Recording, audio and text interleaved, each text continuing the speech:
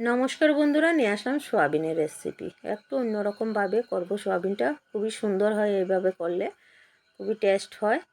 আর সেই জন্য কিছুটা সোয়াবিন নিয়ে বয়েল করে নিলাম। আর এখানে আদা, রসুন, কাঁচা লঙ্কা, পেঁয়াজ, টমেটো, আলু, তেজপাতা আর আলু টুমো টুমো করে কেটে রেখেছি সোয়াবিনে দেওয়ার জন্য।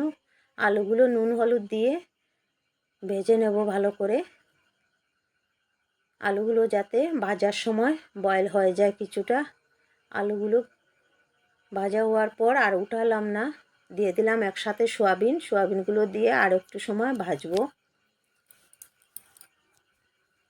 সোয়াবিনগুলো একটু ভালো করে ভেজে নিলাম, এত একটা লাল করব না, মোটামুটি ভেজে নিলাম যাতে কাঁচা গন্ধটা যায় সোয়াবিনের। তারপর সোয়াবিনের মধ্যে দিয়ে দিলাম কাঁচা লঙ্কা চিরা, তেজপাতা, বড় সাইজের একটা টমেটো। আর এখন মশলা পেস্ট করে নেব কিছুটা, আদা, রসুন, কাঁচা লঙ্কা, গোটা জিরা আর পেঁয়াজ দুটো যে ছিল পেস্ট করে নিলাম, পেস্টগুলো দিয়ে দিলাম। দিয়ে নুন, হলুদ, লঙ্কার গুঁড়ো আর সামান্য চিনিও দিয়ে দিলাম একসাথে। আর আধা প্যাকেট ম্যাগি মশলা দিয়ে দিলাম। এটা একটু কষানো টাইপের বানাবো, মাংস যেভাবে কষায় এরকম বানাবো। আর দিয়ে দিলাম সামান্য কাঁচা তেল, এই কাঁচা তেলের সেন্টটা লাস্টের দিকে থাকবে।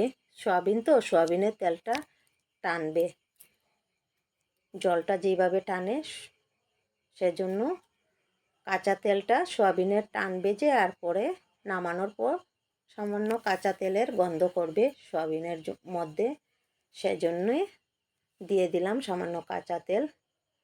যে কষানোর সময় আলু সয়াবিন বয়েল হয়ে গিয়েছে ভালো করে, একদম ভালো করে কষিয়ে নিলাম, টমেটোটাও গলে গিয়েছে ভালো করে। আর দিয়ে দিলাম সামান্য গরম জল দিয়ে একটু নাড়াচাড়া করে ভালো করে রেখে দিলাম, একটু ফুটতে দিলাম। ফোটার পর তারপর আরও একটু নেড়ে চেড়ে দিয়ে দিলাম নামানোর আগে গরম মশলাটা দিয়ে আরও একটু নাড়াচাড়া করে ফুটিয়ে নেব।